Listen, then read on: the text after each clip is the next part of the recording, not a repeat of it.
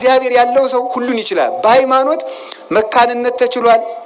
አሁን እግዚአብሔር ያሳያችሁ ክርስቶስ ያመልክታችሁ አንዲት ጠጠር ወደ ውሃ ብንወረውር ጠጠሪቱ ትሰጥማለች። ግን ይሄ ሁሉ ዓለም ያለው በውሃ ላይ ነው። ለምንድን ነው የማንሰጥመው? በእግዚአብሔር ከሆነ ይቻላል። እግዚአብሔር ቻይ ካለ ሲለው ድንጋይም ይናገራል። እግዚአብሔር ብሎ መቅደስ ድንጋይ መቅደስ ሆኖ ይኸው ዛሬ እየቀደሰን ነው። እግዚአብሔር አልል ሲል ደግሞ እንደ እግዚአብሔር ፈቃድ መኖር ሲያቅት ሰው ድንጋይ ሆኗል። ዛሬ እግዚአብሔር ብሎለት እንቀመጥበት የነበረ ድንጋይ በቅዱስ ላሊበላ ጸሎት መቅደስ ሆኖ ሰው ይቀድሳል።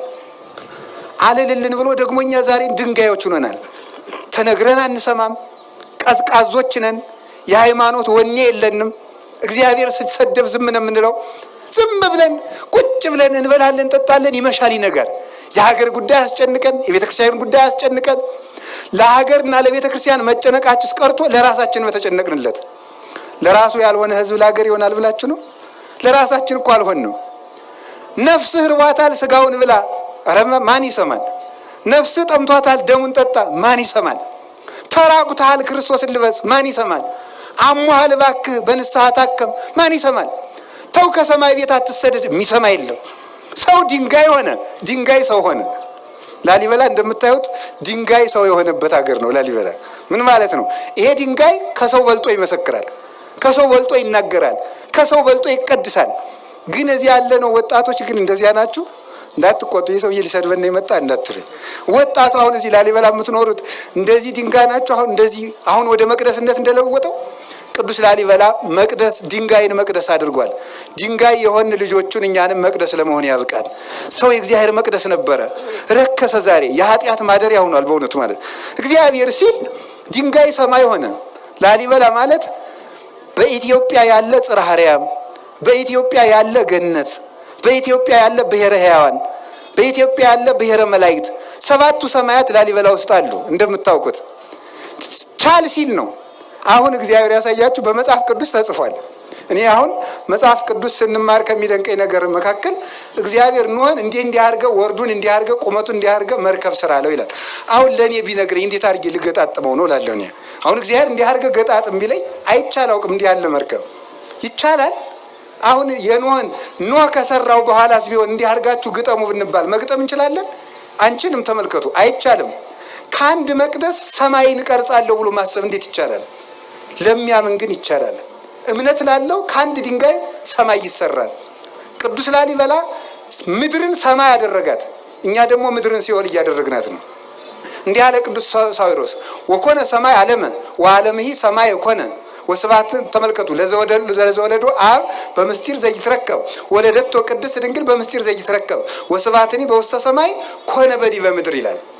እነሆ ዓለም ሰማይ ሆነ፣ ዓለምም ሰማይ ሆነ፣ ሰማይ ዓለም ሆነ ይላል። ወኮነ ሰማይ ዓለመ፣ ሰማይ ዓለም ሆነ አለ።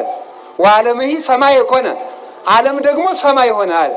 ይሄ የተፈጸመው አንደኛ በክርስቶስ ልደት ነው።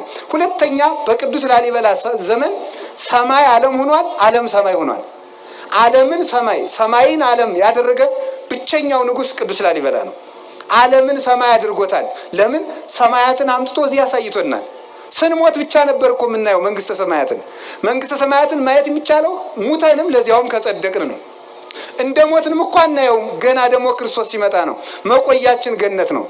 እግዚአብሔር ለኢትዮጵያ ከዋለላት ውለታ መካከል በሰማያት ሂደን የቅዱሳን መላእክትን ማህሌት መንግስተ ሰማያት ገብተን ከመቅመሳችን በፊት እስከዚያ ባረቦልነት በቅዱስ ያሬድ ዜማ ስትቀምሱት ቆዩ። የሰማዩን ማህሌት ቅመሱት። በሰማይ የምትኖሩት ኑሮ ማለት ይሄ የቅዱስ ያሬድ ማህሌት ነው ብሎ አቀመሰን። የማይቋረጥ አሁን እንደምታውቁት በዓለ ሃምሳ ነው አይደል? አበቃብን አላላችሁም? አበቃ አይደል? ሰሞኑን እንግዲህ ጾም መጣ፣ ነገ ሰኞ በዓለ ሃምሳ። ስለምንድን ነው ሳናቋረጥ የምንበላው? እግዚአብሔር በአብይ ጾም ገፍቻችኋለሁና ልካሳችሁ ብሎ ነው አይደለም እኮ። ለምንድን ነው በዓለ ሃምሳ እንዲሁ ዝም ብለን ረቡዕም ዓርብም የምንበላው? ለማይቋረጠው ለመንግስተ ሰማያት ረፍት አረወን ትሆናችሁ ብሎ ነው። ቅምሻ ናት። አሁን እናንተ 50 ቀን በላችሁ ብሏችሁ ደስ ብሏችኋል። ይሄማ ቀላል ነው። ሆድ ቁርጠት፣ ራስ ፍልጠት የሌለበት ምግብ ያለበት የማይቋረጥ እረፍት እሰጣችኋለሁ ለማለት ነው። ስለ ጾማችሁ ፈንታ፣ ስለ ድካማችሁ ፈንታ፣ ስለ ራባችሁ ፈንታ የማይቋረጥ እረፍት ያለበት ሀገር እሰጣችኋለሁ ለማለት ሳናቋርጥ እንድንቀምስ ያደረገን ስለዚህ ነው። እንደዚሁም ሁሉ መንግስተ ሰማያት ፀሐይ፣ ጨረቃ፣ ከዋክብትን የማትፈልግ ብርድ የሌለባት፣ ረሃብ የሌለባት፣ ከገቡ መውጣት ካገኙ ማጣት የሌለባት፣ አንተ ትልቅ ሰው ነህ በላይ ቁጭ በል፣ አንተ ትንሽ ሰው ነህ በታች ቁጭ በል የማይባልበት፣ አንተ ንጹህ አልለበስክም፣ አንተ ንጹህ ለብሰሃል የማይባልበት፣ አንተ የገሌ ዘር ነህ፣ አንተ የነገሌ ዘር ነህ የማይባልበት፣ አንተ ሊቅ ነህ፣ አንተ ደንቆሮ ነህ የማይባልበት፣ አንተ ሹም ነህ፣ አንተ አልተሾምክም፣ አንተ ባለጸጋ ነህ፣ አንተ ድሃ ነህ፣ አንተ ተምረሃል፣ አንተ አልተማርክም የማይባልበት እኩል ሰው ሁሉ ክርስቶስን መስሎ ወይ ከውኑ ተመልከቱ ለሃን ተመልከቱ ለሃደ መሬተ ለሃዱ ኖላዊ ለአንድ እረኛ ለክርስቶስ አንድም መንጋ የምንሆንባት ወይ ወሀገራት ሳይትፈቅድ ተመልከቱ ፀሐይ ወርሃ ያብር ሁላቲ ያች ሀገር አለ ተመልከቱ ፀሐይን አብሪልኝ፣ ጨረቃን አብሪልኝ፣ ከዋክብትን ድመቁልኝ የማትል ክረምትና በጋ፣ በጋና ክረምት፣ መዓልትና ሌሊት፣ ብርድና ሐሩርና ቁር የማይፈራረቁባት፣ ደዌና ጤና የሌለባት፣ ማግኘትና ማጣት የሌሉባት፣ ለብሶ መራቆት የሌለባት ሀገር ለመስጠቱ ማስረጃ የሆነን ዘንድ የቅዱስ ላሊበላ መቅደስ የመንግስተ ሰማያት መያዣ ነው። የመንግስተ ሰማያት አረወን ነው። በሃይማኖት ሰማይን አምጥቶ ከምድር ሰራው። በሃይማኖት ሰማይ ወደ ምድር ወረደ። በእውነት በቁሙ ቅዱስ ዮሐንስ በራዩ ወሪክዋ ተመልክ ወሀገርሰ ቅድስት ወለሀገርሰ ቅድስት ሀዳስ ኢየሩሳሌም ሪክዋ እንዘ ተወርድ እምሰማይ ወተውበት ለእጓለ እመሕያው ወስርጉት ይእቲ ከመመራት ለምታ ይላል። ታላቂቱ ኢየሩሳሌም አለ ራዕየ ዮሐንስ ምዕራፍ 20 ላይ ሲናገር ተመልከቱ ወሪኩ ሰማይ ሐዲሰ ወምድር ሐዳሰ እስመሰሰለ ሰማይ ቀዳማዊ ወምድርኒ ቀዳማዊት። አሮጌው ሰማይ አለፈ፣ አሮጌቱ ምድር አለፈች፣ አዲስ ሰማይ አዲስ ምድር አየው አለና አዲሲቱ ኢየሩሳሌም ከሰማይ ወደ ምድር ስትወርድ አየዋት ይላል። ቤተ ክርስቲያን ተሰጠች፣ ድንግል ማርያም ለሰው ልጆች ተሰጠች ማለቱ ነው።